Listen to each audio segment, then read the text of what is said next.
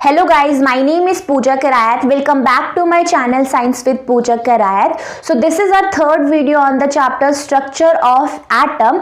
इससे पिछली वीडियो में हमने बात करी थी Rutherford's model of the atom की, और आज इस वीडियो में सबसे पहले हम बात करेंगे इसी मॉडल के ड्रॉबैक की। सो क्या ड्रॉबैक था इस मॉडल का? The major drawback of this model is that it does not explain the stability of the atom. Atom की स्टेबिलिटी को एक्सप्लेन नहीं कर पाया था ये मॉडल, यही इसका मेजर ड्रॉबैक था। अब इसकी एक्सप्लेनेशन ध्यान से सुनो। According to Rutherford's model of the atom, the electrons revolve around the nucleus in a circular path. Now, as we know, if an object moves in a circular path, then its motion is said to be accelerated, है ना? It means ये जो electron nucleus के around move कर रहे हैं, their motion is said to be accelerated. दूसरी चीज ये, according to Maxwell electromagnetic theory, if a charge particle undergoes accelerated motion then it must lose energy continuously. ठीक है, अब हम क्या करेंगे, ये जो इलेक्ट्रोमैग्नेटिक थ्योरी है इसे अप्लाई करेंगे रदरफोर्ड मॉडल पे, है ना? तो अगर ये जो न्यूक्लियस के अराउंड इलेक्ट्रॉन मूव कर रहे हैं कंटिन्यूसली सर्कुलर पाथ में, इनके मोशन को हम क्या कहेंगे? तो मोशन इज एक्सेलरेटेड। ठीक है, अब जब एक्सेलरेटेड मोशन है तो ये कंटिन्यूसली एनर्जी लूज करेगा। अब जब एनर्जी लूज होगी तो ये जो इलेक्ट्रॉन जो बहुत हाई स्पीड में न्यूक्लियस के अराउंड घूम रहा था, इसकी स्पीड स्लो डाउन हो जाएगी, है ना?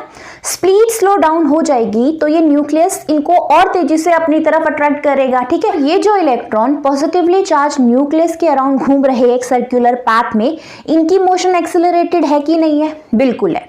इनकी स्पीड क्या है? बहुत हाई है। ठीक है, अब जब सर्कुलर पाथ में ये मूव कर रहा है तो इलेक्ट्रोमैग्नेटिक थ्योरी के अकॉर्डिंग ये एनर्जी लूज करेगा। एनर्जी लूज होगी तो उसकी स्पीड कम होगी कि नहीं होगी? स्पीड कम होने की वजह से न्यूक्लियस की तरफ ज्यादा अट्रैक्ट होंगे ये, है ना? और इस वजह से ये न्यूक्लियस के और पास आ जाएंगे, और अगर ऐसा है तो अल्टीमेटली ये जो इलेक्ट्रॉन है ये न्यूक्लियस में फॉल कर जाएगा, जिसकी वजह से एटम अनस्टेबल हो जाएगा और कोलैप्स कर जाएगा। लेकिन क्या ऐसा होता है? क्या होता है एटम अपने आप collapse? No, it means atom stable है। तो यही स्टेबिलिटी को Rutherford model of atom explain नहीं कर पाया था, यही इसका मेजर ड्रॉबैक था। तो फिर किसने एटम की स्टेबिलिटी पे बात की?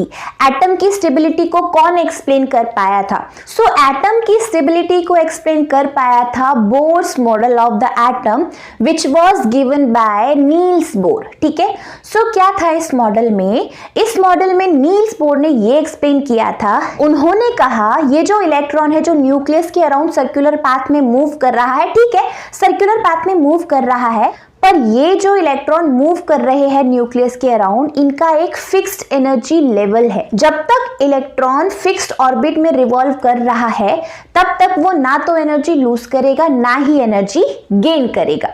सो according to Bohr's model of the atom, an atom consists of a small, heavy and positively charged nucleus and electrons revolve in a circular path around this nucleus। ठीक है, और ये जो फिक्स सर्कुलर पाथ होता है इसे कहा जाता है orbit. Second point is each orbit is associated with definite energy. हर एक ऑर्बिट का एक डेफिनेट एनर्जी है। इन ऑर्बिट्स को कहा जाता है, या तो आप एनर्जी शेल बोल सकते हो या फिर एनर्जी लेवल्स भी बोल सकते हो, है ना? तो आप नंबरिंग कर सकते हो। जैसे शेल को कैसे दिखा सकते हो आप? KLMN, ये शेल्स है। एनर्जी लेवल आप नंबरिंग से दिखा दो, first energy level, second energy level, third energy level and so on. अब ये जो पिक्चर आप देख रहे हो ये है इलेक्ट्रॉन ऑर्बिटल्स। इसमें जो प्लस साइन शो कर रहा है ये दिखा रहा है ये हमारा न्यूक्लियस है एटम के सेंटर पे, और ये जो रेड सर्कुलर पाथ आपको दिख रहा है ये है एनर्जी लेवल कह दो या फिर एनर्जी शेल कह दो। ठीक है, सो आप नंबरिंग से भी दिखा सकते हो, first energy shell, second, third, fourth and so on.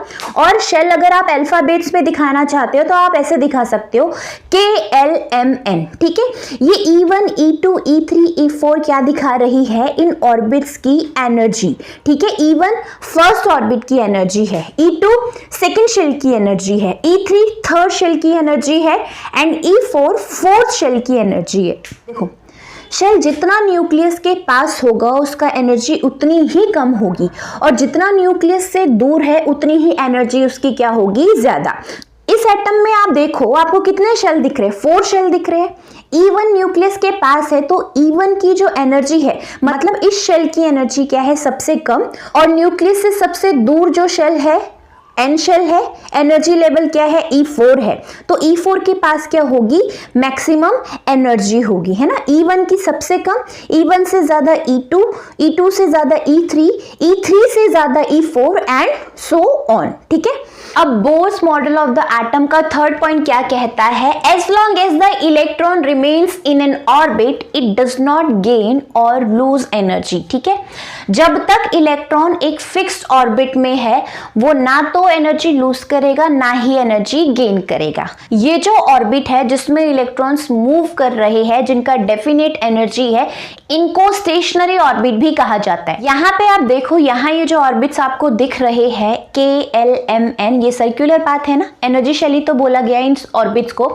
जब तक इलेक्ट्रॉन्स इन सर्कुलर पाथ में है, फॉर एग्जांपल अगर कोई इलेक्ट्रॉन K शेल में रिवॉल्व कर रहा है तो जब तक वो K शेल में है उसकी एनर्जी में कोई चेंज नहीं होगा, ना तो वो एनर्जी लूज करेगा ना ही वो एनर्जी गेन करेगा। सो ये जो फिक्स्ड ऑर्बिट है इन्हीं को स्टेशनरी ऑर्बिट भी कहा जाता है, ठीक है। तो अब जब इलेक्ट्रॉन ना तो एनर्जी लूज कर रहा है ना ही गेन कर रहा है, इसका मतलब क्या, this means that the energy of electron in a particular orbit is constant. उस पर्टिकुलर ऑर्बिट के लिए इलेक्ट्रॉन की जो एनर्जी है वो क्या है, कांस्टेंट है, ठीक है।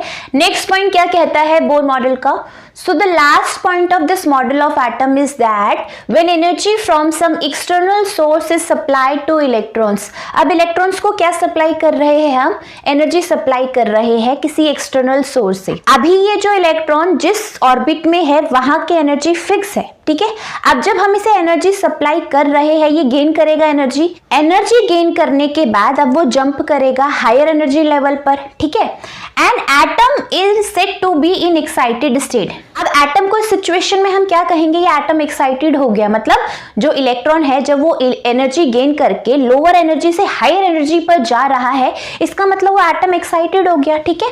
अब जब एटम एक्साइटेड स्टेट में होता है वो अनस्टेबल होता है ना। An atom in excited state is unstable, so the electron jumps back to lower energy level and emits extra energy in the form of radiation. इसको समझो इस पिक्चर से, इन पिक्चर्स को देखो आप, यहाँ पे आपको बहुत सर्कुलर ऑर्बिट्स दिख रहे हैं ना दो। तो सबसे पहले मैं एक्सप्लेन कर रही हूँ फर्स्ट वाला। यहाँ पे एक न्यूक्लियस है, पॉजिटिव चार्ज है जिसका, इसके अराउंड 3 शेल है KLM, ठीक है।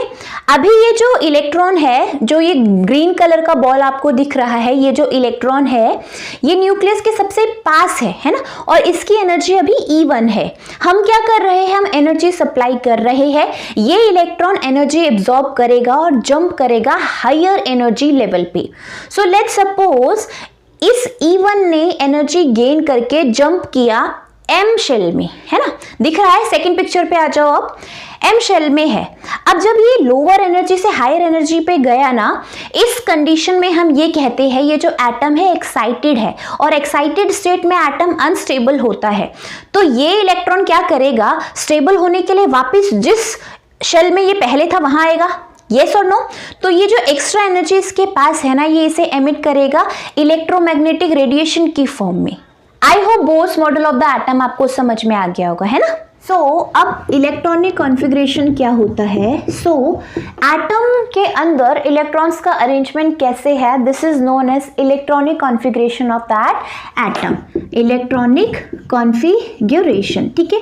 सबसे पहले तो आपको ये पता होना चाहिए ना, जिस भी एटम का इलेक्ट्रॉनिक कॉन्फ़िगरेशन आपने निकालना है उस एटम के पास कितने शेल आएंगे ये आपको पता होना चाहिए। सेकेंड थिंग आपको ये पता होनी चाहिए किसी पर्टिकुलर शेल की इलेक्ट्रॉन्स होल्डिंग कैपेसिटी मैक्सिमम कितनी है। जैसे K की मैक्सिमम इलेक्ट्रॉन होल्डिंग कैपेसिटी 2 है, L शेल की 8 है, M की 18 है एंड N की 32 है। ये चीज आपको ध्यान रखनी है, जो किसी भी एटम का आउटर मोस्ट शेल है उसमें आप 8 इलेक्ट्रॉन से ज्यादा इलेक्ट्रॉन नहीं फिल कर सकते, फिर चाहे उसकी इलेक्ट्रॉन होल्डिंग कैपेसिटी ज्यादा ही क्यों ना हो।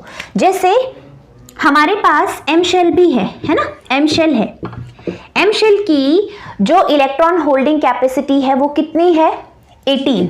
मतलब M शेल में मैक्सिमम कितने इलेक्ट्रॉन्स आएंगे, 18 इलेक्ट्रॉन्स आएंगी, ठीक है। लेकिन जब इलेक्ट्रॉनिक कॉन्फ़िगरेशन आप करोगे तो आप m में 8 से ज़्यादा इलेक्ट्रॉन्स नहीं फिल करोगे। इसका रीज़न ये है that having 8 electrons in the outer most shell makes the atom very very stable. अगर किसी भी एटम के आउटर मोस्ट शेल में 8 इलेक्ट्रॉन्स है, इसका मतलब वो स्टेबल एटम है। एक और चीज़ आपको ध्यान रखनी है, फर्स्ट सेल को छोड़ के जितने भी शेल है उसमें हम मैक्सिमम 8 इलेक्ट्रॉन्स फिल करेंगे ताकि एटम्स क्या हो, स्टेबल हो, ठीक है।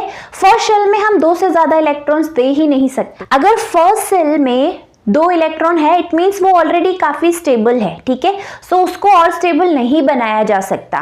उसके बाद जो है L shell, M shell, N shell, इसमें मैक्सिमम इलेक्ट्रॉन हम कितने फिल करेंगे, 8 इलेक्ट्रॉन। और इसका रीज़न मैंने आपको बता दिया, अगर किसी भी एटम के आउटर मोस्ट शेल में 8 इलेक्ट्रॉन्स होते हैं तो वो एटम ज़्यादा स्टेबल होता है। यही रीज़न है, चाहे शेल की कैपेसिटी कितनी भी हो, हमें 8 इलेक्ट्रॉन से ज़्यादा इलेक्ट्रॉन नहीं फिल करने। इसका एग्जाम्पल देखो, पोटाशियम। पोटाशियम का एटॉमिक नंबर 19 होता है। एटॉमिक नंबर पे बात करेंगे पर अभी नहीं, इससे नेक्स्ट वीडियो में, ठीक है। सो पोटाशियम का एटॉमिक नंबर कितना होता है, 19 होता है। 19, अब इसकी शेल बनाऊं तो KLMN, ठीक है। इसमें से K के पास कितने इलेक्ट्रॉन जाएंगे, सिर्फ 2 इलेक्ट्रॉन्स। अभी भी इसके पास कितने इलेक्ट्रॉन्स है, 17 इलेक्ट्रॉन्स है। L शेल में मैक्सिमम 8 आ सकता है, 8 से ज्यादा नहीं आ सकता है। 8 इलेक्ट्रॉन्स फिल हो गया, अभी भी 9 इलेक्ट्रॉन्स है। सो M की जो इलेक्ट्रॉन होल्डिंग कैपेसिटी है वो मैक्सिमम कितनी है, 18, यानी 9 इसमें फिल कर सकते हैं। लेकिन अभी से पहले जो हमने पॉइंट पढ़ा उसमें क्या लिखा था कि जो आउटर मोस्ट शेल है आपका, चाहे उस शेल की कैपेसिटी कितनी भी हो, आप 8 से ज़्यादा नहीं फिल करोगे। क्यों, एटम बहुत ज़्यादा स्टेबल होता है अगर उसके आउटर मोस्ट शेल में कितने इलेक्ट्रॉन हो, 8 इलेक्ट्रॉन हो, ठीक है। सो यहाँ पे हम करेंगे 8 इलेक्ट्रॉन। अब ये जो 1 इलेक्ट्रॉन बच गया ये कहाँ जाएगा, ये जाएगा N शेल में। सो ये है एटम पोटाशियम का इलेक्ट्रॉनिक कॉन्फ़िगरेशन जो आपको ये बता रहा है। इसमें ये जो 19 इलेक्ट्रॉन्स है, इन 19 इलेक्ट्रॉन्स का अरेंजमेंट एटम के अंदर कैसा है, तो K शेल में 2 इलेक्ट्रॉन्स है, L में 8, M में 8 एंड N में कितना है, 1 है। एक चीज आपको ध्यान रखनी है यहाँ पे, electrons in an atom do not occupy a new shell unless all the inner shells are completely filled electrons, ठीक है। इसको आप इस एग्जांपल से समझो। ये पॉइंट ये कह रहा है आपके पास जितने भी शेल्स है, ठीक है, जब तक प्रीवियस वाला फिल नहीं होगा आप नेक्स्ट एनर्जी लेवल को फिल नहीं कर सकते। कहने का मतलब K शेल, अगर आपके पास 10 इलेक्ट्रॉन्स है, ठीक है, आप पहले 2 इलेक्ट्रॉन्स इसमें दोगे, उसके बाद नेक्स्ट में 8 जाएगा। आप ऐसे नहीं कर सकते 8 इसमें दे दिया, 7 इसमें दे दिया, देन आप 2 इसको देंगे, नहीं। जब तक पहले वाला लेवल कंप्लीटली फिल्ड नहीं होता, नेक्स्ट एनर्जी लेवल पे इलेक्ट्रॉन नहीं जा सकता, ठीक है। सो सबसे पहले इनर शेल फिल्ड होंगे, उसके बाद आप आउटर की तरफ जाओगे। आई होप इतना क्लियर है ना। अब हम सॉल्व करेंगे प्रॉब्लम्स ऑन इलेक्ट्रॉनिक कॉन्फ़िगरेशन। इस प्रॉब्लम में देखो, आपको इलेक्ट्रॉनिक कॉन्फ़िगरेशन करना है एक एलिमेंट का जिसके पास 12 इलेक्ट्रॉन्स है। तो आपको पता चल गया ना नंबर ऑफ इलेक्ट्रॉन्स कितना है, नंबर ऑफ इलेक्ट्रॉन्स हमारे पास है 12।